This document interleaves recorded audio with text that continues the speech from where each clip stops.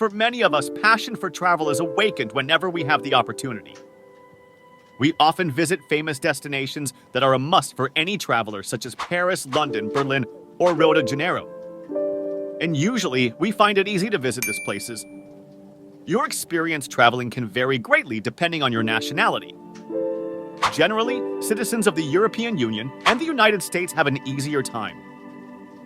While many of the most popular tourist sites offer relatively easy access, others impose stricter requirements for visitors, requiring visas or letters of invitation. However, there are several countries where, regardless of your passport, accessing them can become a major headache. Today, we will know the most difficult countries to visit. Get ready to get to know the most enigmatic countries. Traveling to Syria as a tourist requires a great deal of planning and perseverance. This country, plagued by civil war, has begun to open up to tourism and is no longer as difficult to visit as it was a few years ago. Traveling as an independent tourist is almost impossible, so you will need to do it through a travel agency, and you will only be able to visit the larger cities, such as Damascus or Aleppo. To get there, you have to apply for a visa at the Syrian embassy, which will take between 4 and 6 weeks. On the other hand, many of the bordering countries have a closed border, and when entering, you will encounter several checkpoints, where despite having the visa and the contracted tour, you may be denied access.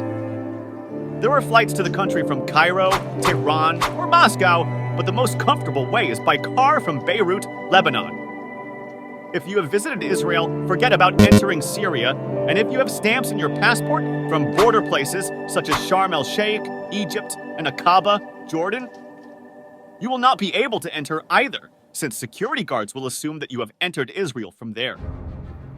Known for its authoritarian rule and isolation, stands out as one of the strangest and least accessible countries in the world.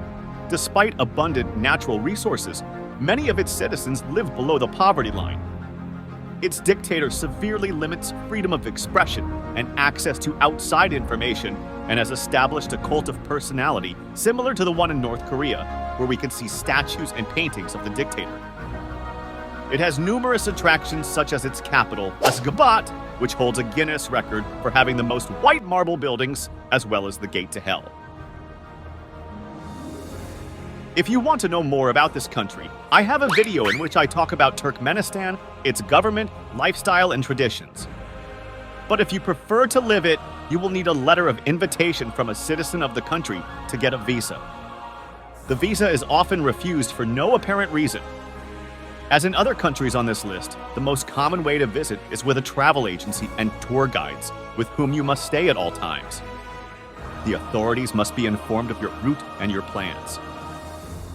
Upon your arrival in the country, you will be subjected to a COVID test, something contradictory due to the fact that in 2020, the country banned the word coronavirus and the use of face masks. It's probable that the initial test will not work, and you will have to pay for another one. This is a strategy to make more money. That's a preview of what awaits you in the country. Bans, absurd fines, and bribes. North Korea. The most hermetic country in the world could not be missing from this list. Despite its mysterious nature, visiting North Korea is not as difficult as we might think at first, except for South Koreans and Americans who are banned from entering. The main risk that exists is being arrested for doing things that are not approved by Kim Jong-un's regime. We have the case of Otto Warmbier, arrested and sentenced to forced labor for allegedly stealing a propaganda sign from a hotel. You should keep in mind the established rules, but in terms of other aspects, such as crime, it is a fairly safe country. You cannot visit individually. You will have to make the trip with a group tour, and you can only access the places they show you, since during the whole trip you will be controlled. The easiest way to enter is with a flight from Beijing through Air Koryo airline. Alternatively, there are trains from Beijing or Zandong to Pyongyang, and you can even enter from Russia, although this route is not as common. When entering the country, you will go through numerous controls. All your belongings, like your phone and laptop, will be checked, and during your stay, they will take your passport. Before we continue, be sure to subscribe and like us to continue exploring new countries regardless of the difficulty of access. Nauru. It's the third smallest and the least visited country, located in the Central Pacific, and has the highest rate of overweight in the world. There was a time when Nauru flourished, thanks to the intense exploitation of the mines.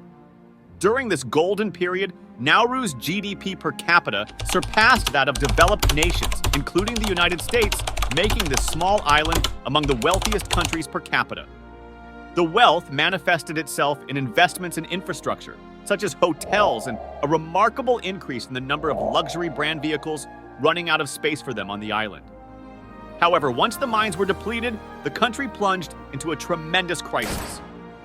Today, 1 in every 4 residents lives below the poverty line. Why is it so difficult to enter this country? Nauru hides a secret. In order to get out of poverty, Nauru received funding from Australia for maintaining a detention center where illegal refugees who tried to enter Australian territory were taken. How can we visit it? Unless you are from one of these nations, you will need to apply for a visa and may even need a letter of invitation from a local. The visa is notorious for being prohibitively expensive, especially for journalists reporting on the detention center. If you are lucky enough to get a visa, you will travel to Brisbane, Australia, and take a flight to Yaren, the capital of Nauru. Your stay will be a challenge. There are few hotels, there is no public transportation, internet is extremely expensive and slow. And you will have to bring all your money beforehand, since the only ATM is usually out of service. Eritrea, located in the Horn of Africa and known as the North African North Korea for its authoritarian regime and isolation, it is one of the most difficult countries to visit. After its independence from Ethiopia in 1993, it has been characterized by an absence of freedom, strong censorship, and an indefinite military service. For your trip, you will need to apply for a visa, which most of the time will be denied for no apparent reason. The difference is that in Eritrea, for each city you want to visit, you will need a special permit. That is, if you want to see more cities, you will have to ask for a lot of permits, which, like the visa, will most likely be denied for no reason.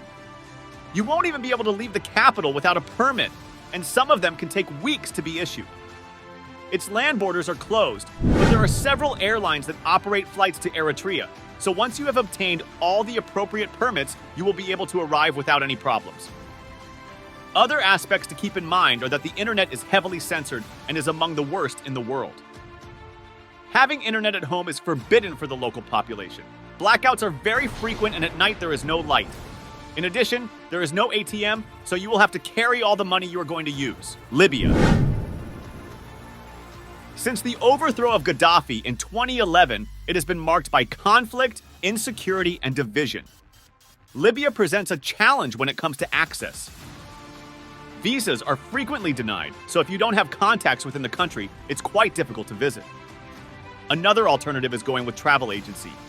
However, you have to go everywhere with the agency, and you will not be able to explore the place freely. Libya experiences some of Eritrea's problems. It has censored and slow internet, power outages are common, and there are hardly any ATMs. As you can see, these places are almost impossible to access. So if you are interested in visiting them, you need to have local contacts, plan your trip well in advance, and be willing to invest a large amount of money with no guarantee of entering. Have any of the places on the list caught your attention? And would you be willing to take the risk of visiting them?